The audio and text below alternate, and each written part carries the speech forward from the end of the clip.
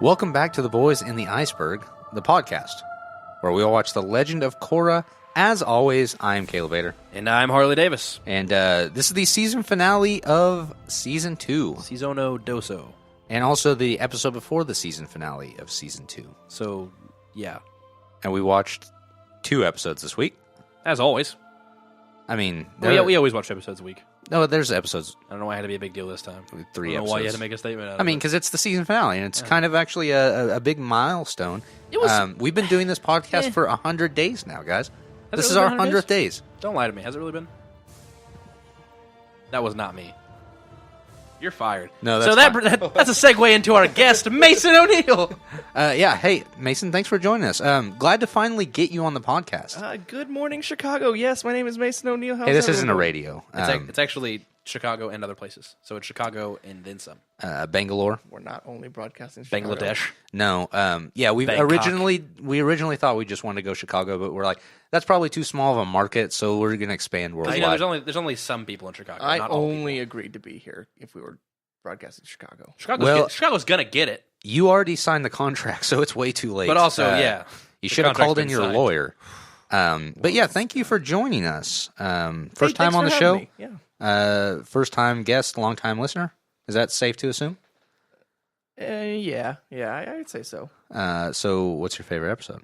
Favorite episode is You don't listen to the podcast, do you? No, it's You don't? I do. I thought the only reason I agreed to have you on this podcast because you said you were our number one fan. It's the one episode we talk about the guy with the arrow on his head. Well, My favorite too. I mean, yeah, honestly, that's my favorite too. I don't know what we're doing now. We're gonna break it down. But yeah, we got some 2 episodes. But first, let's ask Mason some of his thoughts on Korra as a whole. Oh God. Well, up until this point, not as a whole, Up into this because you point, have watched season 3 as well, haven't you? Don't worry about what I've done. We're talking up to season 2 now. Yeah, you just said not to go past season 2, and then you Yeah, asked I'm me saying about don't. season So 3. don't watch season 3. So, Don't take it into consideration. Korra so far, not a huge fan. You of hate it, don't you? Pretty bad, right? I can't say hate because I'm still trying to finish it. You know, You haven't gotten entirely through it. I've not finished it all. See, when I didn't finish, that was because I didn't have access to it. But with your case, it sounds like it's intentional. Well, no, like I said, my perfectly legal streaming device shut down. Perfectly legal, completely paid for, right? Yeah, 100%. Oh, you pay? Okay, Monthly good. fees. Because It just it's a thing. It shut down. here on the podcast, we don't support illegal downloading of anything. We don't. Because we are artists, and that's how artists get paid. Except you guys are doing this for free. I mean, well, yeah, but at heart, we would like to get paid for this. And so I would not enjoy like... the occasional check from Spreaker. Yes. Well, I mean, Spreaker wouldn't pay us. What are you talking How about? does that work? Well, I guess if we got ads through Spreaker. Yeah, But I mean, technically because the ad revenue... they're their own media source, so they would pay us if we were on You there. telling me your guys' ads that you put on certain? Oh, no, those are all pro bono. We don't get paid for those. Pro- And I don't even know what you're referring to for most of the time. Are you talking about like Korra ads or something like that? Cause, Yeah, she doesn't pay you. Oh, no, we don't get paid by Korra. That's Wait, do you not get paid because you haven't set up your interdimensional bank account, or No, we because- don't get paid because Republic credits are not accepted in America. Actually, and There's we're no also transitioning units we there. haven't been able to get into the spirit world to transcend between the 2 worlds because harmonic convergence is not upon us yet. So it's a bit of an impossibility factor. Actually, Yes. Let's stop breaking the 4th wall and get into the 4th wall with these 2 episodes. Harley, would you like to read us the overview for Darkness Falls? as always, I would not like to, but I guess I'm going to do it anyways because that's now my thing. So, Darkness Falls is the first episode we're going to watch, and it is the 25th episode altogether. So, the overview goes: despite her best efforts, Korra is unable to prevent Vaatu and Unalaq from merging and forming the Dark Avatar. Battling for the fate of the world, the fight between the 2 avatars ends when Vaatu forcibly separates Rava from Korra's body and destroys the Light Spirit's physical form, effectively severing Rava's connection to the past avatars. His counterpart destroyed, the Dark Avatar grows to a massive size and uses the spirit lights that cover the sky of the entire world during harmonic convergence to transport himself to Republic City. Meanwhile, in the spirit world, Bumi, Kaya, and Tenzin manage to track down and save Janora's spirit from the fog of lost souls. However, before they can return, Janora senses that Korra is in trouble and leaves her family in order to help. Was that all in this episode? Oh, yes. Oh, wow. But it's just the same size as every other episode, but this entire overview takes up my entire phone screen. This episode, I did feel like it was a little longer than the other ones. Am I misguided? I don't think they have a runtime on here, so I could not answer that. I think it was at 23 minutes. I'm assuming that it's about the same. It just felt longer. I don't know if that's because it was better or because it was not as good. I actually, honestly, really liked these episodes up until a certain point where it just stopped being good. Which was what? Well, we're not going to get into that because that's the next episode. But well, this goes on hand in hand with what I was saying before about the individual episodes. So I'm going to compare an individual episode to the scale of a season. At the end of we get just fluffy drama throughout the entire episode, and at the end of it, we have hardcore good battles and good choreography and good. Actually, we get to the dirt and the bones of this episode and the story and the characters at the end of each episode. Well, I would say that there's a pretty good battle going on the entire time. Well, this is what I'm saying. So in this, if you're going to compare an episode to a season, the entire season is kind of just fluff and nonsense and boring and whatnot. And at the end of it, these last 2 episodes are your gritty, your scenes, your moments that you need to fill in that are actually the good parts of the show that people stick around for. So I think that's what that's what I got from it anyways. Because both these episodes I thought were pretty good. And they were fulfilling me. Like I got a lot of enjoyment out of it. I guess I can agree with you a little bit. They are better than the past season so far. So like the entire season as a whole, are you saying, or like this season comparably to the season 1? Well, no. So the season as a whole, well, season 1 definitely much better. But season as a whole, we people seem to take Korra more seriously in these 2 episodes. And they are more serious content, I feel like. I think that they really have done a good job at certain aspects of this. I really think the fight choreography is on a different level than Avatar: The Last Airbender, in all honesty. And they still throw a lot of metaphor and stuff in there. I think they just do a really good job with these last 2 episodes, and I would have liked to seen them do a this good spread job out with the entire series. Yeah, just do this spread out over the series. Yeah, that's the thing I was saying. Like the end of this, like they bank everything on the end of the series, which is what I was telling Mason yesterday. Was if you make a good movie, which is why I stick around for things. You make a decent movie, but the ending is amazing. I love that movie, and I will recommend it to people. But like you give me like an amazing movie and then a terrible ending, I'm like, don't watch the movie. Which is weird to me. Like endings to me are it can make or break a movie. That's my individual like prerogative. That's all I got. But so like the season finale, the last 2 episodes, would be the season finale, which would be the ending of this season 2 movie. So, which would be a pretty long freaking movie, but still. So what you're saying is you love Korra.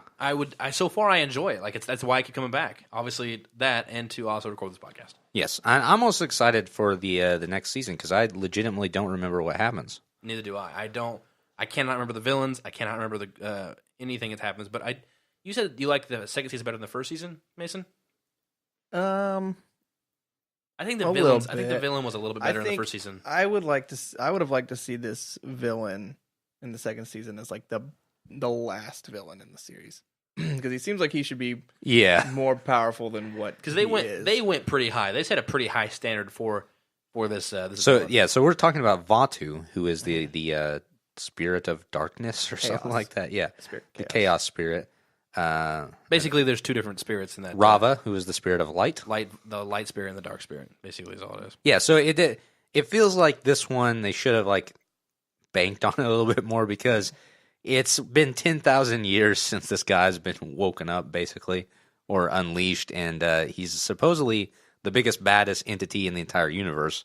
So this big deal should have been the last season. Should have been the wrapping point. Probably. I don't even know what the last guy is. And I also think Unalaq is not as good of a character because he reminds me so much of the water guy from the first season, whose name escapes me right now. Tarlok, yes, not Tone Rock, which is Korra's father. Water tribe names are all the same, right? I think that he's way too similar a character. Also, so he's kind of just overshadowed by that. He's also, to my opinion, he's overshadowed a lot by the Rava character or the Vatu character. So That's understandable. You have him in the background, so I feel like Unalaq almost is the only reason. I don't know, because he's almost like a puppet, but they play him as the main villain up until he releases Vatu. I sort of feel with Unalaq what they did was he's definitely more of the villain of this series than Vatu is. Of this season. Or of the season, because he's way more in the foreground, and he is the guy who incites all the things that are happening. Vatu is basically the end game, though. Mm-hmm. With that little correction that I just made with you when you said series, also bothers me, which is what bothered me with Here It Comes, guys, the prequel trilogy. We're not. There's not really an overarching villain. I mean, there's just the main villains, the forefront of the villains are just like one and done. I don't think you need a villain in a character study that is the prequels. But there's, well, I mean, in the prequels, you had Palpatine. The highbrow character. You had Palpatine as the villain, but he was, it was a story of turning into the villain or whatever. But anyways, with this, you had Amon in the first season, and the second season you have Unalaq and Vatu. The third season, I don't know who the heck it is. The fourth season, it's Asami. She's awful. But I don't so believe that. it's not. But spoiler alert for you guys who haven't seen it, it's Asami. But that's the problem. Like, you have these awesome villains who are just amazing, and then they're like one and done. They're one season and they're out. Which, yeah, you get a lot more. You get to see them more than just 22 minutes or an hour. You get to see them for an entire season. But I just feel like they're underused. They're underplayed. You get and then in the world, you get to see a bad guy, and you get to see him for an entire season. And you get the end of the world scenario at the end of each season, and then they're done with that scenario. They either kill him or they fix the problem, and then the next season starts up with another end of the world scenario. And I hate that. Like, just give us an overarching character story with an overarching villain. I think that'd be really good. Something that's constantly a threat. It could have been cool seeing a build-up of Vatu as well. Yeah, So, if fourth Vatu season. would have gotten out, and there would have Vatu would have created other problems and other one-off villains, and Vatu was still the He, bad guy overarching 4 seasons. Through that, he just grew stronger and stronger until. And then in in the fourth season of Vatu was this massive thing that could not be beaten by Korra alone, and they had to team up together with all their friends and team leader and friendship and stuff. And that destroyed Vatu. I would dig that. I'd be totally cool with that. See, I don't think that Vatu's a strong enough character for that, though, because he like with Amon, great villain, because Amazing villain. we get to see sort of how he became the villain, and that it's not only it's not only just evil. Okay, we get to see sort of what pushed you in that direction, but with Vatu, he's literally just the embodiment of He's evil. just evil. Which is why I would say make him the overarching villain, and in the end of the fourth season, have the Unalaq Vatu thing happen, and that would have built up for 4 seasons, and then it would have paid off really well, which is what they tried to do with Avatar, with the overarching Fire Lord, and at the end, Fire Lord, not a great villain. not a great villain though. Exactly, because he didn't have a lot of on-screen time, and you were he wasn't this big opening moment like at the very beginning of the first season. He didn't just pop up and be like, "Hey, yo, I'm here, time to bow down," and then he gets bigger and stronger. It was just like, "Hey, I have this plan, and we're gonna wait months and months and months for me to do the plan, and then here's my son and here's my daughter, fight them." Those villains were awesome, and they weren't one and done. We saw those guys build, and we saw Zuko's story change, and we saw Azula kind of break down a little bit. And we saw those guys change as characters throughout, Zuko for 3 seasons and Azula for 2 seasons. And then we saw the Fire Lord show up, and he was a one-and-done villain. And I was kind of like, it would have been a better overarching villain story if you would have saw this one character constantly influence. Like, Fatu just influences, all these villains, stuff like this. He's just the guy behind the curtain, like in the Wonder Woman thing with Ares. Kind of just like the man behind the curtain doing everything. And then there are no more villains on the ground for Korra to face, and then she has to face Vatu finally. And that's when everybody teams up and kicks Vatu's butt. That would have been cool. I could have seen that. I would have watched that. I would have loved it. Don't get me wrong. I hate this show. But the villains are great, man. The villains are great. And some of them are underused. Okay, I think we need to back up real quick and sort of actually dive into the episode because there's a lot that happens. A lot goes on in this episode. We start off basically where we left off on the last episode. Korra is looking kind of defeated. Mako and Bolin got kicked out of the spirit world. No, not yet. Not yet. At the beginning of this episode, they do kick Unalaq out of the spirit world. Yes, and he's trying to get back in. it's after she stops them from coming together. She throws Unalaq out and has Mako and Bolin go out and make sure he doesn't come back in. And that does not last very long because they are incompetent, and Unalaq has some help. So this is what I would have done in that regard.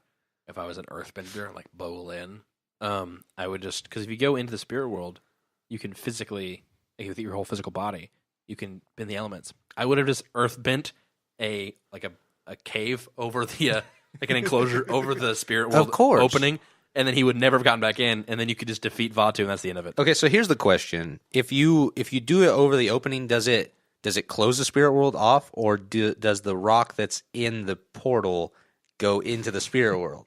That's what we have to ask. I don't know, man.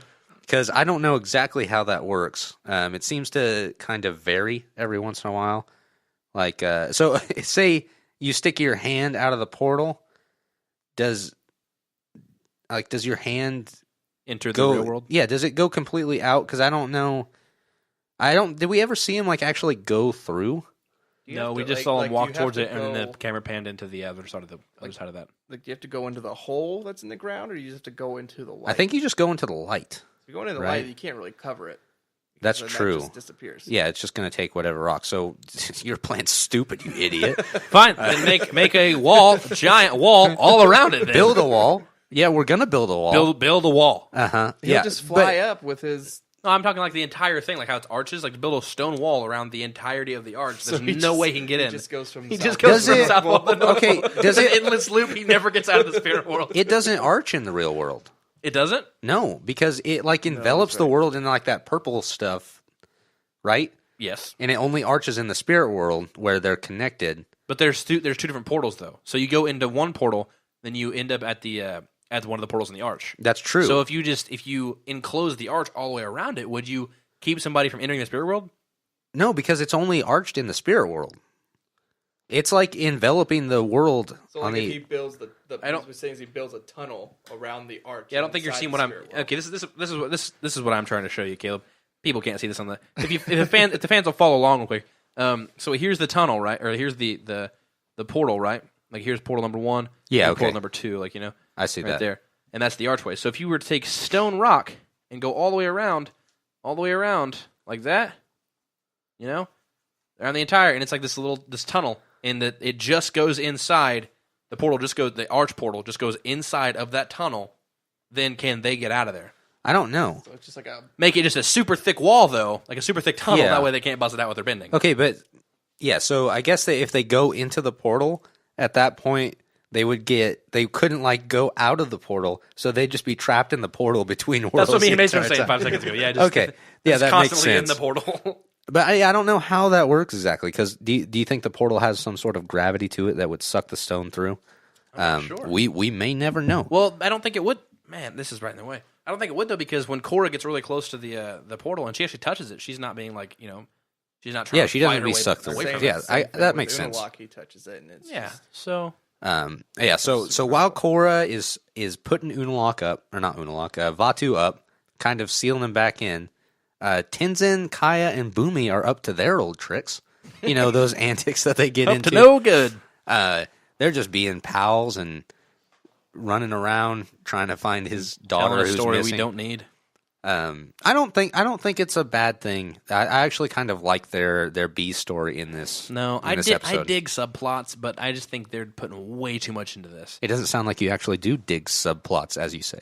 I can't give you a good example of a subplot I dig, but No, this one is not up for me. I think this one works. And it kind of does stick thematically with what they've done with this season, where it's basically a whole separate show for these characters, even though it's still kind of connected. We get to see basically what Tenzin gets up to in his life, and even though they do something so dumb with Jinora, and I don't understand it, I But still that's think it kind of works because it's a father looking for his daughter. Is that? Are you saying dumb with Jinora?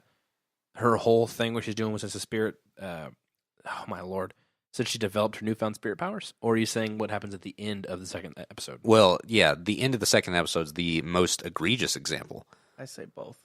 Now there are two different definitions of egregious, and they mean the exact opposite. Which one do you mean? I mean that it's the worst. Did you guys know that? Did you guys know egregious has two definitions, and it means the exact opposite? I stay away from the dictionary. You Yeah. think I don't believe in the dictionary, actually. Not for learning. Make up my own words. That's the way to do it. I mean, if you can't come up with something, No, back to Just the, say that already egregious exists, about just- everything's egregious. everything's egregious. There you go. Just say, oh, that's pretty egregious. Be like, oh, Okay, what do you? Is it a bad? Is it a good thing? He's like, it's egregious. You never know. Back to the But episode, what's though. what's Tenzin is doing with the Kaya and Bumi? They're trying to find Jinora, who is Tenzin's estranged daughter, Most important, estranged. long lost daughter. And he probably hasn't seen her in a good 3 or 4 years now, because time works different outside of the spirit world. And they go in and he can't seem to find her, which is ridiculous because you got Kaya there who seems to be attuned with some spiritual stuff. I would think. Is she though? I don't know. Other than her moving the spirit water, Yeah, she says that That she hurts. senses spiritual energy. I guess that's true as well. But my favorite part of the episode comes up where we do a crossover with Lord of the Rings, and Shlob comes out of the giant tree cave. Oh, you mean the spider, scorpion, anglerfish? Yes. they're like, okay, we've done platypus bears. We got some koi cats, or I don't even remember. We're doing too many of just 2 animals. We need to gotta throw get a 3 animals third in one there with giant human kind of like teeth that are not pincers like a spider would have. Yeah, this is ridiculous. They meet the spider, and you're like, oh, that was kind of a weird occurrence. But then it turns out that they run into Iroh while they're wandering lost through the. And this is not your General Iroh of Korra. This is your OG Iroh. Like, okay, you see General Iroh, like the voiced by Dante Bosco. Yes. Okay, I was confused. I'm like, wait, they're both generals though. You get the Mr. T Man. Mr. T Man. Okay. T Man brewing up his teas. Okay, I was like, pity the fool. No. Well, also that. That But too. yeah, so it turns out that Iroh actually knew Tenzin, Bumi, and Kaya as younglings. Is that They that's were not Star killed. Wars? But yeah, they were children, and Nothing, Harley? yeah, no, this happens during the episode. So one time he'll be like just won't shut up and just keeps talking and talking, but then he'll also get on his phone and then not talk at all. So I wish that he like kind of spread that out. I think he's doing like a sprint sort of thing where he runs out of steam. But yeah, so Harley, what are your thoughts on Iroh and all the stuff that goes on with him? He serves no purpose in this episode. Not really. It could have been any spirit. Literally anyone. He doesn't like the mushroom they talked He about. doesn't really dispense wisdom. Which does is he? what Iroh does. Which is the Iroh that we know and love does. Yeah, and I don't think that there was like a standout moment of like a proverb from Iroh. He only Which is says odd. he only says like one line though, doesn't he? Yeah, like "Hi, I am something that Iroh," you and it's remember. done. It's over. Yeah, but he says he doesn't know where Jinora is or something. He says Why not? something to like, You have to He's- find yourself while you're most lost. yeah, and that clicks in Tenzin's head because he's been in the spirit world before and knows exactly what he's talking So about. they go back to the stupid spider, scorpion, anglerfish, which apparently was the key to everything, and it takes them. It doesn't eat them. It doesn't say, "Oh, I don't want humans in the spirit world," which comes back to later when the spirit world's opened, and now that thing could just come into the earth. Yeah, but it doesn't eat them to kill humans because mostly monsters are thirsty for man blood. Right.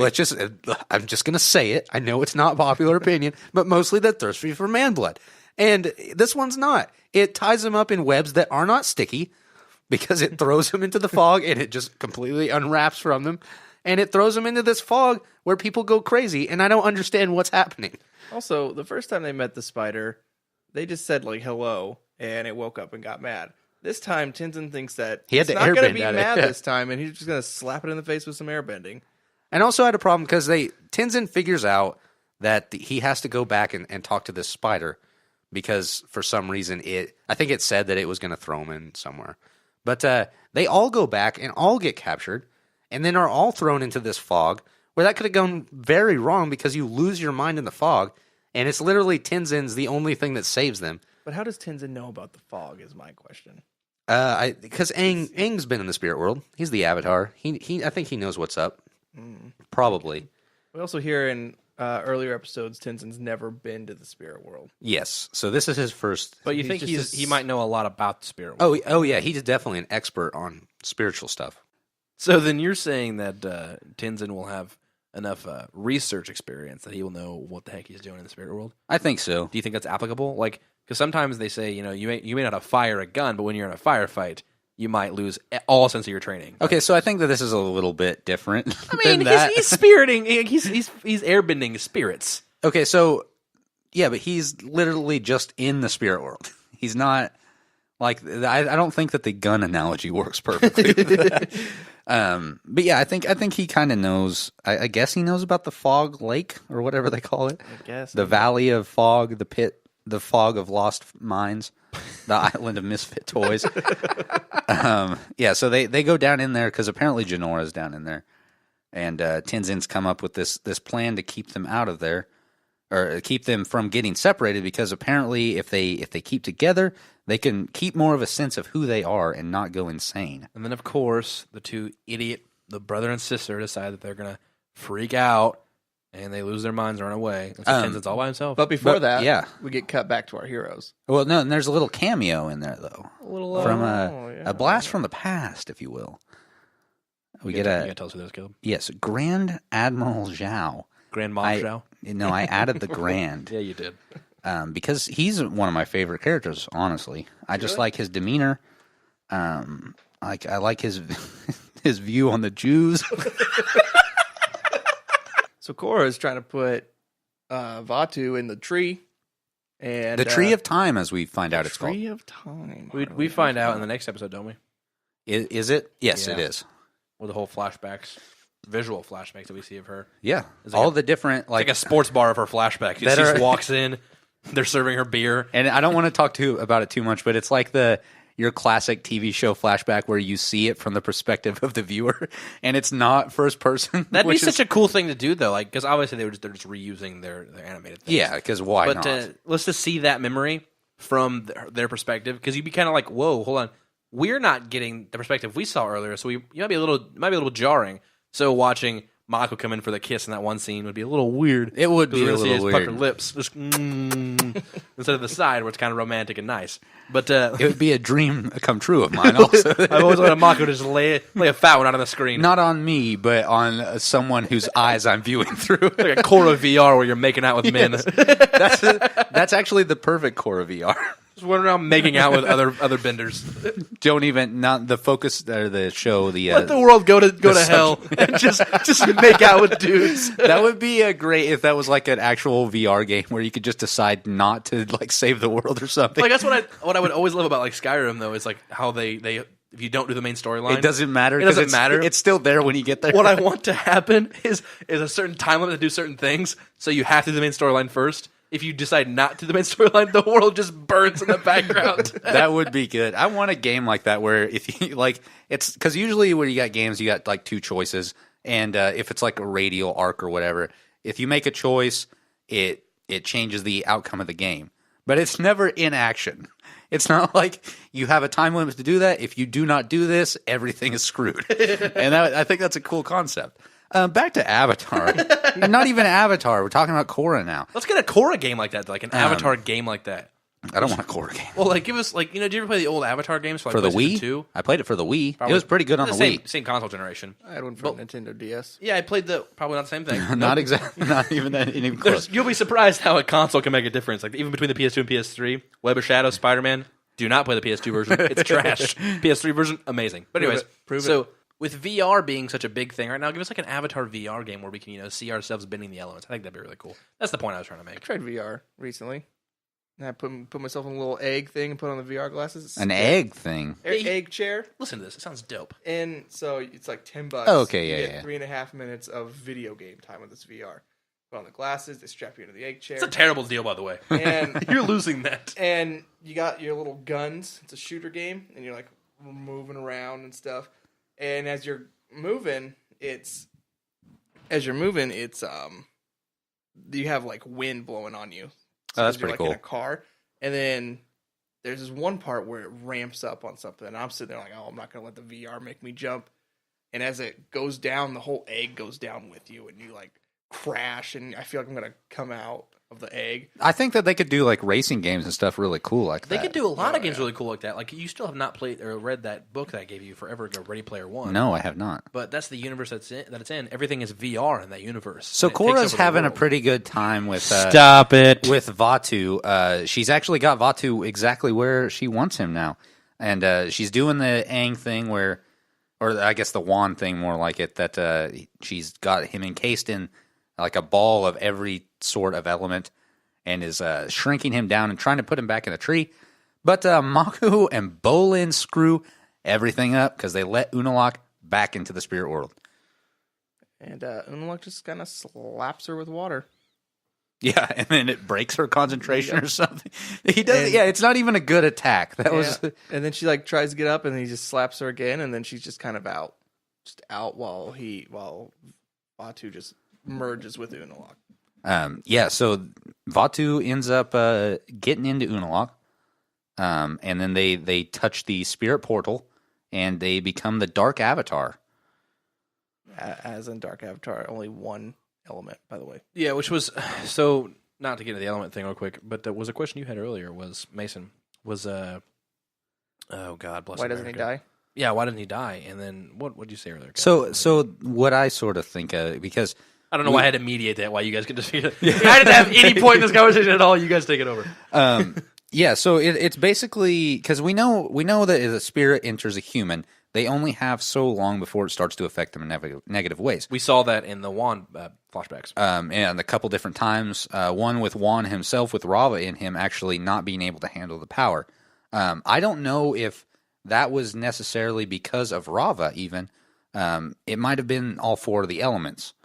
But I think with Vatu and Unalaq, they are kind of at odds when Vatu first enters him. But then when Unalaq touches the portal, it sort of links the spirit and the physical world, kind of merging them, basically like the Avatar. Which is exactly what you said Wan did in the Wan episode. And this is all conjecture. I don't have any basis in fact or anything. But it would make sense because it's the exact same thing Wan did. Yeah, he took the spirit and touched the portals. But I guess it has to be at harmonic convergence for some reason.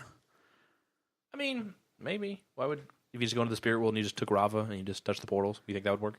I don't know. That's a good question. Like if they were still doing their battles and you just grab one by the tail and just ate it. Yeah. Okay. But speaking of Rava, something else pretty crazy happens in this episode. Before that, though, we go back to Tenzin. I don't even care about that anymore. Tenzin? Tenzin, they figure it out. Tenzin has like Tenzin this. finds Jinora, Kaya, and Bumi are fine. It's over. And they pull him out of the thing, and then they go and try to go back to Korra and them. But anyway, what happens is Unavatu, I think is what fans call him, pulls Rava out of Korra. Just rips Rava right out. Like it's not even like drawn out or anything. He just rips it right out. It's very forcible. Like, what? It was like suctions onto her face. Yeah, Vatu comes out of Unalaq's mouth and then grabs onto Korra's head and just rips Rava right out of Korra's face, which is pretty crazy. You think that was painful? Oh, I would assume so. Like Rava's part of the Avatar. But so what I don't get is why doesn't Korra have some kind of cool power like that? Because that's awesome. You can just rip people's face off. Would have solved this crisis a lot earlier. She also pull someone out. My thing earlier was I was talking to you guys during the episode. So Korra had been tapping into the Avatar state like every 2 seconds, like she was just like in and out of it, like constantly, which is really cool. Which is like that flashback. Yeah, it's a cool way to show because Aang used it very sparingly, but Korra is very ready to jump into it. Yeah. So what I don't get is she has access to the Avatar state in these 10,000 years worth of Avatar memories, and she also has 4 different elements she can bend, and which is clearly 3 more things than Unalaq can do. And so she was fighting Vatu, which is supposed to be this all-powerful dark spirit and whatnot. And she's whooping him, and she beats him. Like, she has him, she's going to put him in that tree. And then Unalaq shows up. My question is, why couldn't she just, take 2 of the elements away? Because she's bending all of them at one time. Take 2 of them away. Keep containing Unalaq, or Vatu. Whoop up on Unalaq real quick with her 1 more element than he has.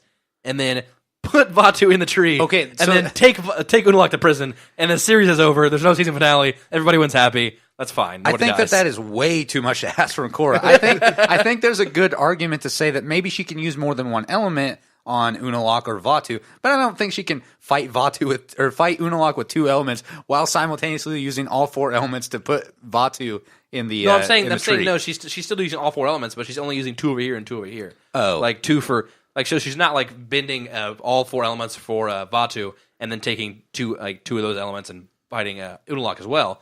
She's like taking water and fire and whatnot. So this is Vatu. previous to the merger. Yeah, and then Aaron and Earth and just beating the crap out of Unalaq over here while still putting Vatu in the tree. That'd be pretty intense. That would be a showcase of a very powerful avatar, which is what she's supposed to be. Okay, I just so haven't gotten that yet. I think I have Mason. I think you actually brought this up during the episode of why is this a struggle for her? You think that since she has 4 elements and Rava inside her, it should be a pretty easy fight. Exactly. It should, because one, she's fighting just a one waterbender. Granted, he is strong, but it's just a waterbender.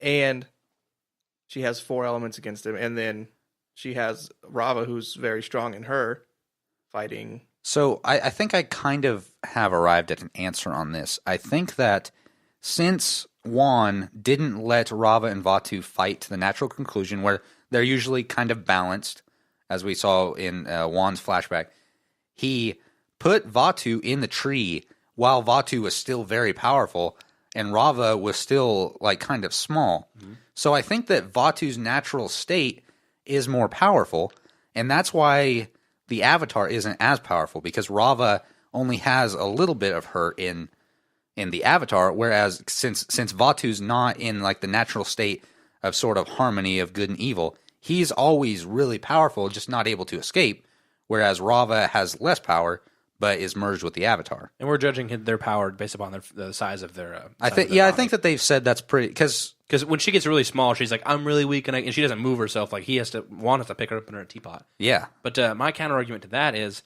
she beat Vatu, and the only reason why she lost was because Unalaq got into the portal. So because Juan had beaten Vatu previously, so we saw there's precedent for that. So it can happen, and so she was doing just fine, and then Unalaq shows up. So Unalaq having just one element to bend, as opposed to her 4 elements to bend, and she still has Rava, which you're saying is weaker than Vatu. Yeah, which is fine. So you're thinking that Rava being weaker than Vatu, and then combining Vatu and Unalaq's 1 power, you think that evens out in the end? You think I think so. You think he makes up? You think the size and the power of Vatu makes up for the lack of Unalaq's elemental bendings? You think that? I think make up for that plus some. And I think what they generally do in most media and stuff, that dark is more powerful than light to begin with. So light is always keeping dark at bay, but darkness does want to overtake light. And I think that kind of plays into it a little bit also. Because we do see that once Vatu and Unalaq merge, it doesn't take very long for them to overpower Rava and Korra. That's fair. Also, they're like 1,200 feet tall after that. Yes. No, but okay, so they become a demon. Harley, would you like to state how this episode ends? Because I know that you're pretty crazy about this. What? God of War style? No. That's the second episode. You just completely jumped past the first one. I'm talking more about let's say, I don't want to say deflate gate, destroy gate. Oh, okay. So, no, because it was a statement and we turned it into an argument, and if you would have recorded that... See, you should have recorded it earlier when we were yelling. We were sitting in the studio, and we were yelling at each other, and I wish you would have recorded it, because then we would have just thrown it in like a post-credit scene for you guys. And we were basically just arguing about semantics at that point. But the wiki takes my side. Hold on, and you then, need to state what's happening first, hold so on. people know what we're talking about. The wiki takes my side, Harley. and the intro to the show takes my side, but the actual show takes Caleb's side, so it's really confusing. Yeah, so why don't you tell us what happened? When we saw the show, the episode, okay, so Vatu rips Rava out of Korra and then beats Rava to a pulp. Yes. And she then dissipates into golden flakes. Okay, she's no longer getting smaller. She just goes from her size, maybe 2 feet big, into golden flakes, and she disappears. She's gone now. So what I was saying in the show, I said her physical form is now gone. I was watching the show, and I said, wow, he just destroyed that girl. And so Caleb took that into meaning that she entirely has been... Please don't mansplain this to me. Has been entirely destroyed. Don't say, oh, Caleb took that. And Caleb took that to Caleb's be being a bit of a twat real quick. I'm just disagreeing with you on destroy, because I don't think that destroy is the proper term, because they've stated multiple times in the show that one of them cannot destroy the other. It's impossible. I didn't disagree with that she still exists as an individual, but if we're going to go back onto the wiki here, But here's a quote directly from the wiki. Battling for the fate of the world, the fight between the two avatars ends with Vaatu forcibly separates Rava from Korra's body and, I kid you not, I quote this right now, and destroys the light spirit's physical form. The two words I was throwing around were destroys and physical form. This is also conjecture from a fan. Why don't we pull a quote? If we're going to pull quotes, why don't we pull quotes from the actual show? That's fine. Let's look at the beginning of the show. Then if we're going to do that, then we're even then. No, I don't. Because at the beginning, the overview or the talk show guy or whatever his name is, the announcer, he said that she was destroyed, and then in the show they say what you said. They say you cannot destroy light, you cannot destroy dark, whatever. Yes, they can't destroy each other. So I think that kind of that's overarching. So destroy is the wrong word, I think. Well, that's fine. You can think it's the wrong word all you want to, but it's been used multiple times in my defense. And also in my defense. I think her physical form that we saw was destroyed. And Mason really does not want to hear this again. I do not. we probably argued for about 20 minutes. Her physical form that we saw was visibly destroyed. You go back and watch the episode. It's visible. It's clear, plain as day, that she turns into gold little flick dust, all right? And I'm not arguing with you when you say that she is inside of Vaatu because the yin and yang thing. Yes. And that's fine. I agree with that. I agreed with that. I was not disagreeing with that. But so I'm just the saying physical form we watch, I toss it down to layman's terms, man.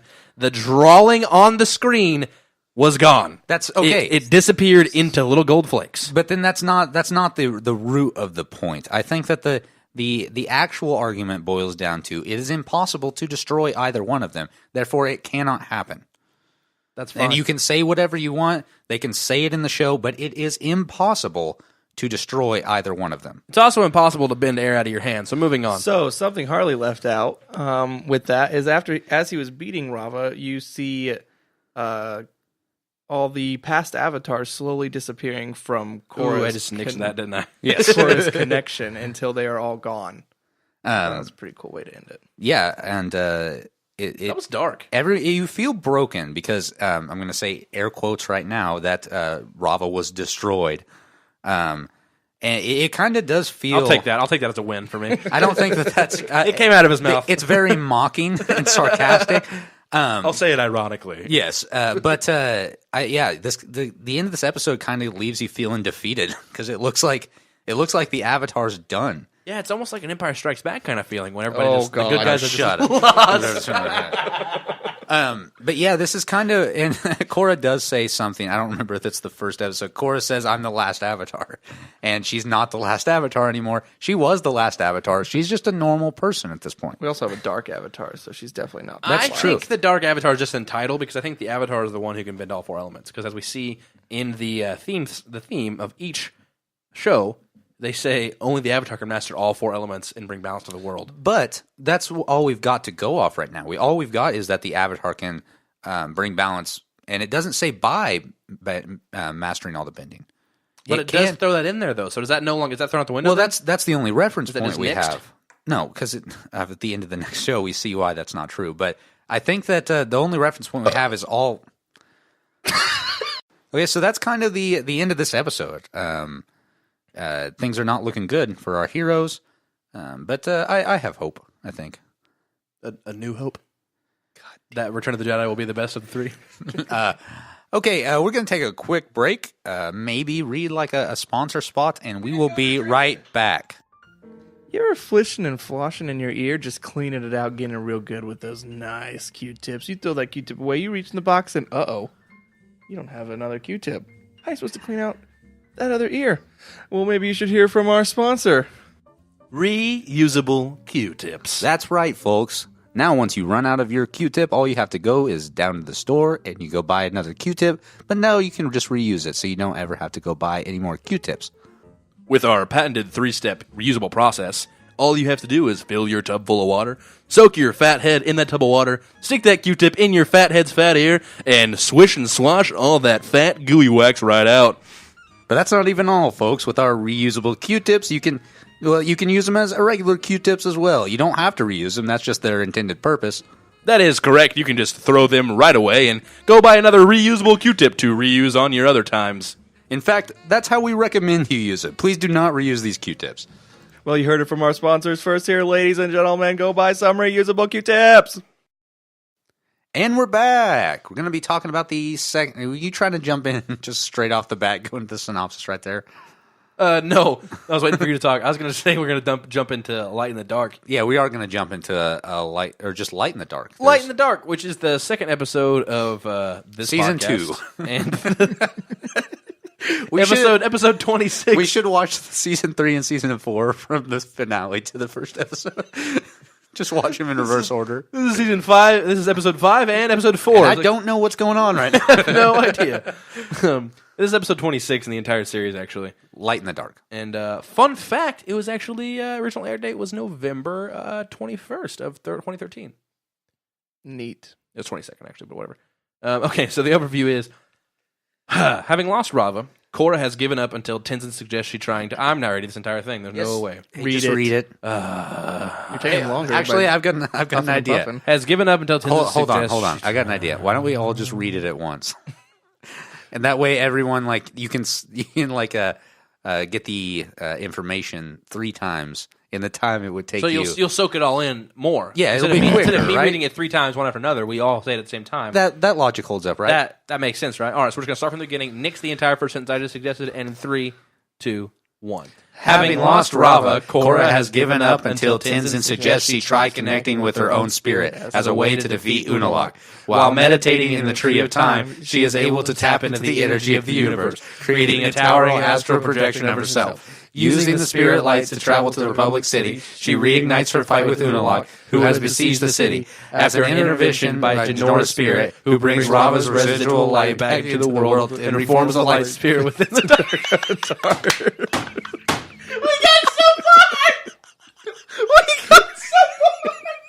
Okay, so let's start it after an intervention by Janora's spirit. Okay, and 3, 2, 1. After an intervention by Janora's spirit, who brings Rava's residual light back into the world and reforms the light spirit within the dark avatar, Korra manages to extract Rava from him before using his own spirit bending technique to dissipate the dark avatar. Korra returns to the spirit world while she uses the last energy from harmonic convergence to permanently merge with Rava once again, although the restoration of the avatar spirit fails to reconnect her with her past lives. Korra chooses to leave the spirit portal open, heralding the beginning of a new era in which spirits and mankind can coexist and more freely between the spirit and physical worlds. Ba-dum-ba-dum-bum. Okay, so season finale. I actually really, really enjoyed this episode. It was all right. No, I'm kidding. I actually liked it. This just starts out when he's already Unavatu, right? Correct. Yes, So because they've, in air quotes, destroyed Rava at this point. It's 2 for me. Check mark that, Mason. Yeah. So thank you. And so Unavatu, which is Unalaq and Vat. That's such a weird name. I don't like it. Unavatu attacks Republic City, and he tries to take the human world for the spirits. I guess his whole idea is to just conquer the entire human world for the spirits. Like, he doesn't want them to live in harmony. He wants to murder every human ever and enslave the world for spirits. He's the Dark chaos. Avatar, yeah. Yeah. But at this point, Unavatu, the incarnation of Unavatu that we see is not. It doesn't just look like Unalaq, like Avatar would. This is like a weird merging of both of them. Looks like a giant demon. Yeah, basically. Yeah, he's probably as tall as a skyscraper, and he's just any building. He's just a small shack. He's as tall as a building. It's just tall as like a structure, a lean-to. It's fine. Able, that's what I always got about Superman when they say he's able to leap buildings in a single bound. That depends on what you're talking about. He just walks up to a small shack that's like 2 inches off the ground. He's like, all right, let's do this. Yeah. Let's see what we got today. But, so yeah, he's this huge being, and he like Mason said, he's the Sizva, or not Sizva. He looks like a demon, and so in that he is just tearing down the statue of Aang on Air Temple Island, or is that on Air Temple Island? Is that just it's like the off Statue the of Liberty shore thing? And so it's like its own little island. I didn't know. Yeah. It's kind of just like by itself off the shore of Air Temple Island. So he destroys that. He attacks he takes down one of the blimps. He attacks the whole fleet too. Yeah, he takes down a police girl. Her Lin Beifong. Blimp. Yeah, Lin Beifong. Lin Beifong, police girl. That's the new show. Lin Beifong, police girl. At this point, At this point, the president realizes, hey, maybe I should have gave Korra that army. I think that you're actually putting words in his mouth because he doesn't have any No, speaking lines. You gotta realize it by this point. So this is what I was saying during the episode was just like when they're in the blimp and Lin Beifong saves the president, I would have just let him die. Who? I would have just Lin Beifong, police girl. Okay, thanks. I would have just let him stay in the blimp, and then he would have gone down with it. And if he would have died, I've been like, "Oh, that sucks." Yeah, Couldn't you save him kinda- in time. Who's kind gonna of brought that upon you. Who's gonna say that she didn't try to help? You know? Who's gonna argue with Lin freaking Beifong? I mean, a lot of she'll people murder do who? throughout the series. Lin freaking Beifong, police girl. Police Okay, girl, thanks. police girl. Yeah, so that was a little weird to me that Unalaq just goes out and is just destroying everything. I think that his time could be spent better, like just bringing the spirits into the world and corrupting them, right? Yeah. Like he's just like waiting for Korra to get back up. And Is he just in the moment though? Like, is he just in the moment, like not thinking through things? Because he's had 10,000 years to think of this plan. Yeah, because he's no longer just Unalaq and he's no longer just Vatu. It's the the culmination of both of their ideals and stuff like that. So, do you think they're both working against each other at this point in time? And No, just creating they're on the destruction same everywhere? page. But what's the point of going to where the most of the reinforcements are at? Yeah, I don't think that this is even a. I don't think that Unalaq has anything. I don't think he's in You don't this think he's in situation. control? I think it's Vatu at this point because how could it not be, right? The most powerful evil thing in the world. Obviously, it's going to corrupt you. I agree. But yeah, again with President Raiko, he could have just sent the armies to guard the portals, and then Unalaq would have never gotten in, and it would have been super easy for Korra to just trap Vatu again. So they're going to impeach him, right? I mean, I You'd hope so. think. or assassinate him, I mean, I or don't, both. I don't impeach him and then assassinate him. Can we Add say insult to injury. Can we say assassinate and president in the same sentence? Is that like allowed in this country?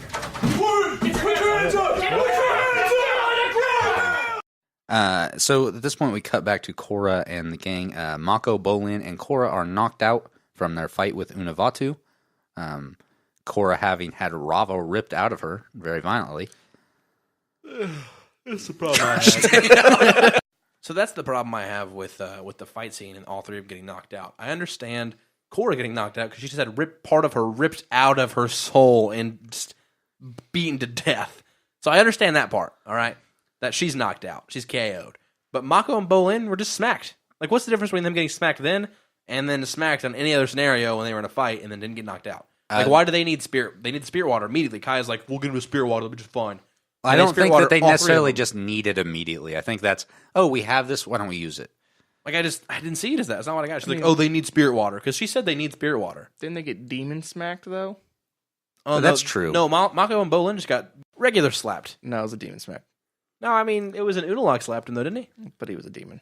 So Unalaq, the demon, he was Unavatu at the time, and he smacked the crap out Yeah, of him. he's already been Unavatu. Correct.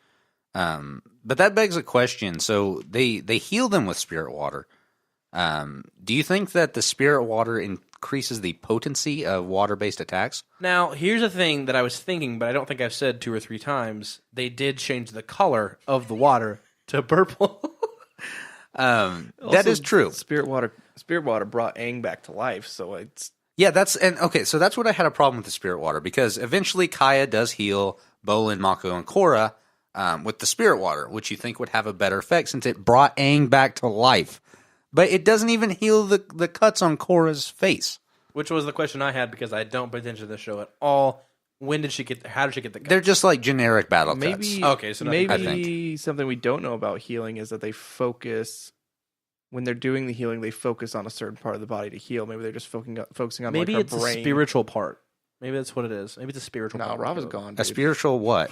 Maybe it needs to be spiritually awoke with spirit water. Spiritually. Is that what it is? They're just really knocked out. They're just so knocked out. They just need spirituality water. Hey, we should sell that. Spirituality water? Yes, It's called a holy water. You can get it at any Catholic church ever. Yeah, you can go get it at any Catholic church. Just walk into a Catholic church with a jug and fill up your holy Got you some water holy pail. water here, $1.99 per jug. Just walk around the town square selling it. Yeah, so at this point, Korra is pretty down on her luck because she's been disconnected with Rava, which is her link to the spirit world and all of the avatars. So Korra then goes with Tenzin to the time tree. The tree of time. Thank Tree you of very much. time. Time traveling tree of memories. And we start to see all of Korra's memories. And what gets weird, because then we see her kissing. That's weird. She kisses Mako, And as we then- brought up earlier in the episode. And then you see Vatu tearing down Aang's statue, which makes no sense because she was not there for that memory. Yeah, that's true. They did show that she. But okay, so I think we talked about this a little bit. Maybe she's still connected to Rava Possibly. at some level. I don't know how it all works, but there is a little bit of Rava in Vatu at this point. So that could be where that comes from. Maybe. So I guess that inspires this general hope with inside Korra. Hold on, you're gonna skip right over to the. I all skip the over anything. happens at trees. That's the whole thing. No, because they go in I there. don't care about the tree scenario. I wanted to talk. Our viewers don't care about the tree I wanted scenario. to talk You're about the the only tree one that scenario cares about the tree because scenario. I got a cool idea for what the tree is. Freaking tell us. So I think that the tree, since it's called the Tree of Time for some reason, apparently it's been there forever. I think that all points of time are happening simultaneously inside the tree. So when she steps in there, every single point in history is happening at once, and that's why she can see her memories. I have a more important point to make about the tree. So a regular white oak, give it 50 years, and it'll grow from a sapling into a tree, a big old tree that you can't wrap your arms around. Apparently, the tree alive, give it 10,000 years, and it stays the exact same size. This is not the Tree of Life; it's the Tree of Time. The tree of time, because it is timeless and it is all time. Gosh. I wonder if it gets bigger, it just gives Batu more room to just spread out. No, but at He this gets real point, comfortable by now. Korra's feeling down about herself because she's like, oh, Rava's gone with me. I'm no longer an avatar.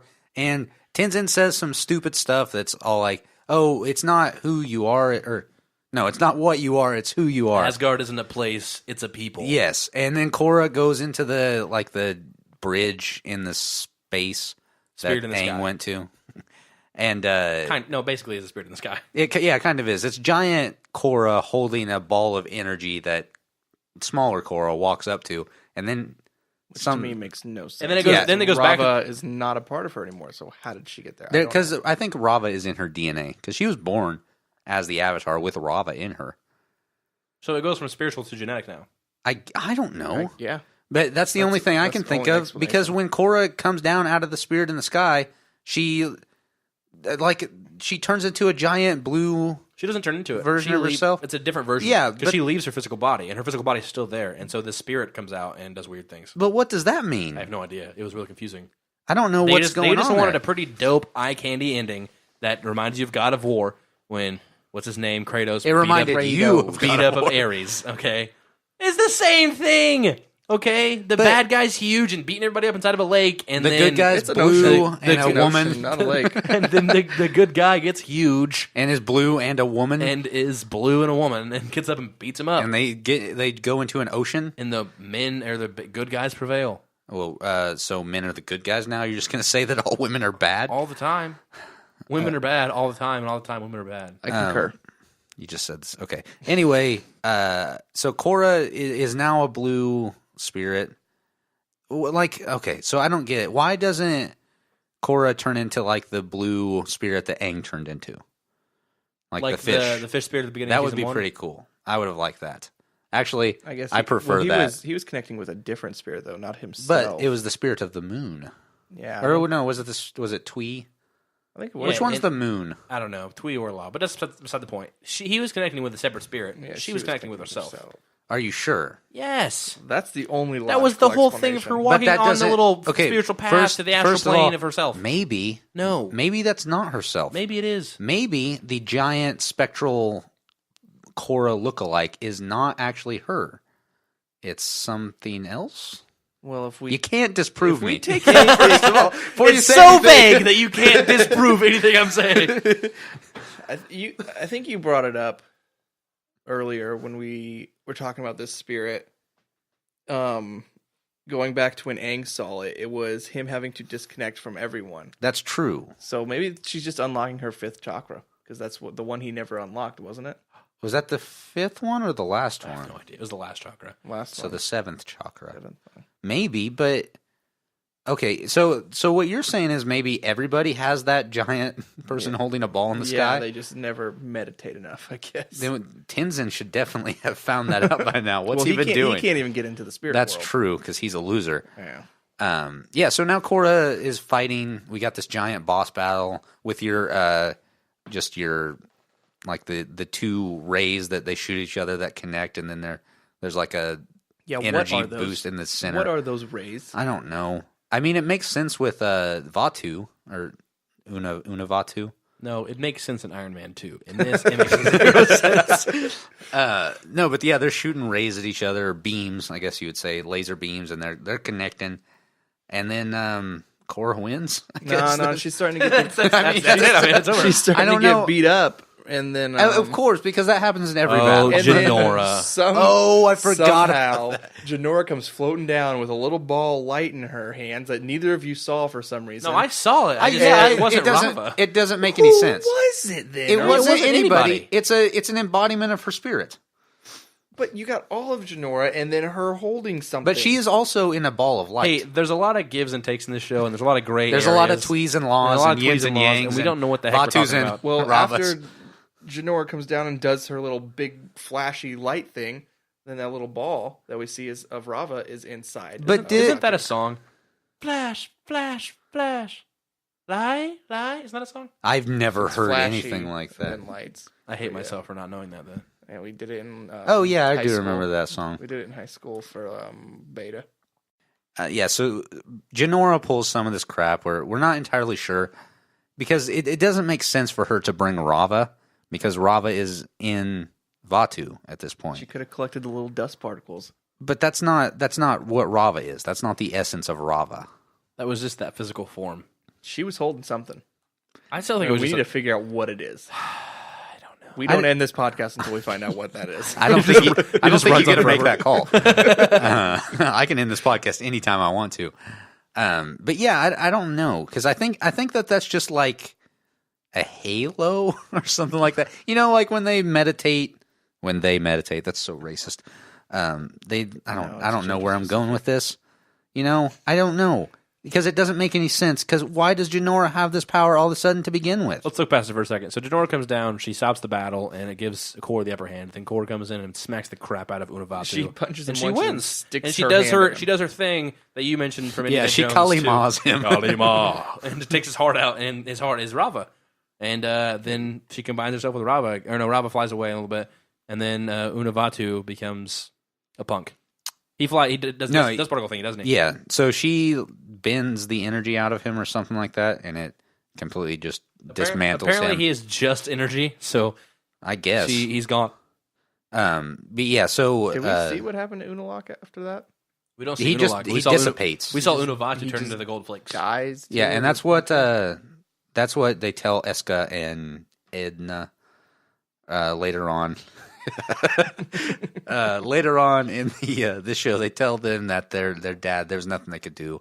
There's And they're like, "That's there's cool." nothing left of him. We found his finger though. He was going to kill me anyway. So yeah, they don't care at all. yeah, because he was totally just going to demolish all of them. We did not even mention that Desna and Eska were in this episode, which is fine. Oh, yeah. No, we it's completely it's forgot. not They did nothing. it's not that important. We need to focus on the focal points of the show and just completely obliterate the idea of Yeah. Bolin and Mako and those guys and Asami. Ugh. Reshape. Oh, she was she- hardly in this she episode. comes Don't in, even. though. She had one line. So One line too many, Caleb. yeah. So after that, the evil is vanquished, and but Korra still does not have a connection to the past avatars, even though Rava is back with her. Because she's hashtag not our avatar. Is that why, or is it because don't? is it because Vatu severed the link? We can revoke her power by tweeting at her hashtag not my avatar. I think she just needs to hand over avatarness to Jinora.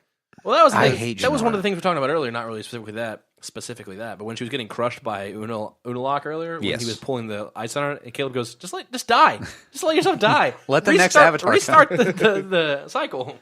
Yeah, I don't know. I feel like that this ending was better than the ending of season 1 in some ways.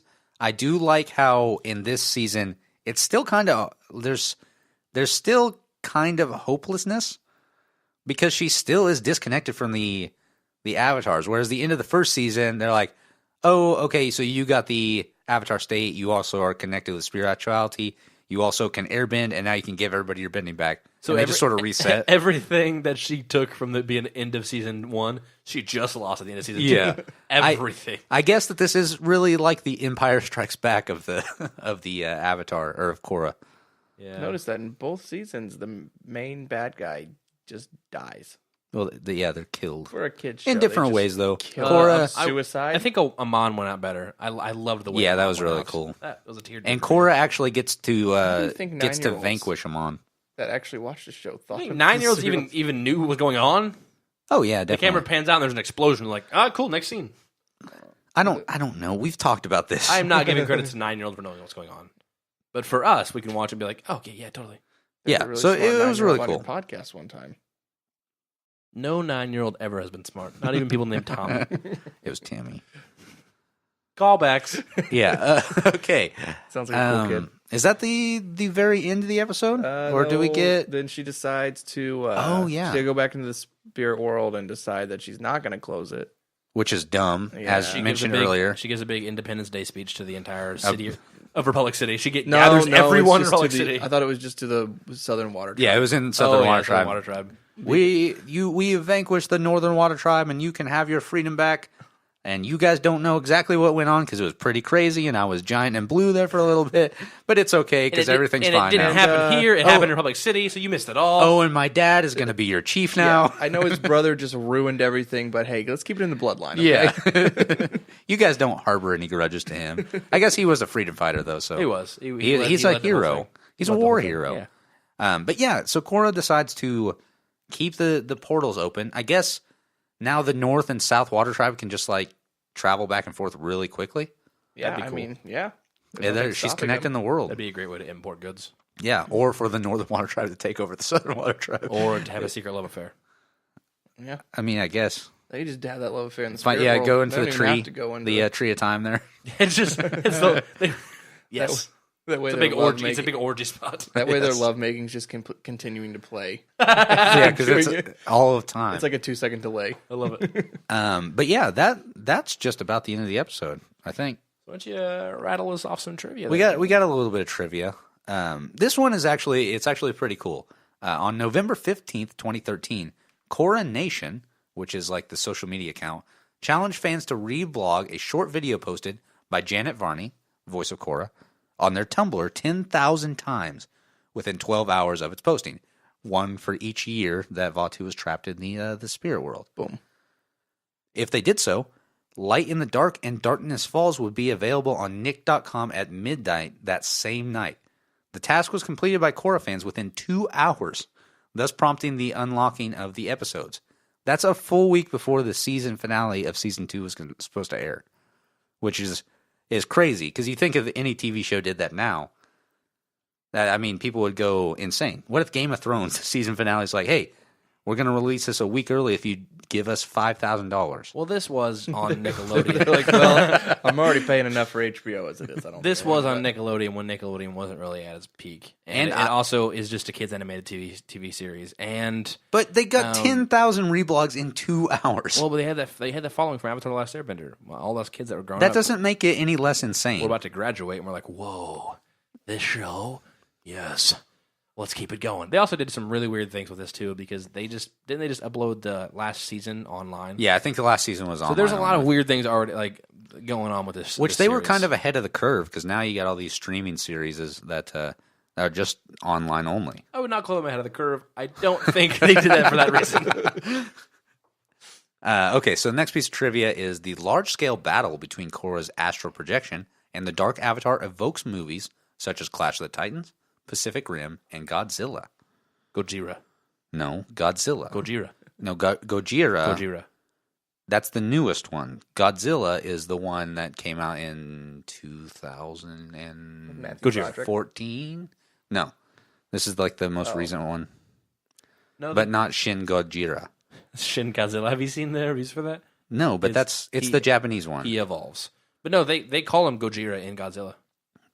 Yeah, but that's the Japanese version. No, in the Gareth Edwards This- movie that came out in like 2014, they This call him movie, Gojira. this movie is called Godzilla, not Gojira. I hate you so much. I'm just saying, if you want to stick to facts, this is what I this know is it's what it called is. Godzilla. I'm saying the lizard. I think that itself you're is gonna, called but you're gonna. Gojira. Okay. Sidebar, real quick. You're gonna confuse people because Shin Gojira is the newest one. This is not that movie. Okay, Actually, so the Japanese shut one your mouth. is not called Shin Gojira. It's just Shin Godzilla. No, that's the American version. No. Shin Gojira is what they call it in Japan. No. Just is. No. It could not be. I don't know. I'm just saying. But No, I feel and like, it was. I feel like it might be. 1999 for the. Is actually 2000. It came out in January the 14th of 2000. When Mako, Tenzin, Kaya, and Bolin are trying to ward off the frenzied spirits, they bend the elements in the order which appear in the Avatar cycle. Except for the lightning part. Yeah, so lightning's not there, but fire, lightning, air, water, and earth, respectively. Same thing that they did when they all fought Azula in Avatar: The Last Airbender. Yeah, there's fire and air and water and earth and boomerang. Yes, the four, The five elements. This is the first episode of The Legend of Korra in which Katara appears without any lines, and the second overall after Appa's Lost Days. Well, Appa's Lost Days. Yep. Let's go back to those days, the lost days of Appa. Matthew Broderick one came out in 98. Oh, so you were wrong. So were you. I was just making a joke, so I feel vindicated. You are a joke. The title is a callback to Unalaq's advice to Korra in the Southern Lights on how to open the Southern Spirit Portal, light in the dark. What a great piece of trivia right there Yeah, I dig it. to end it.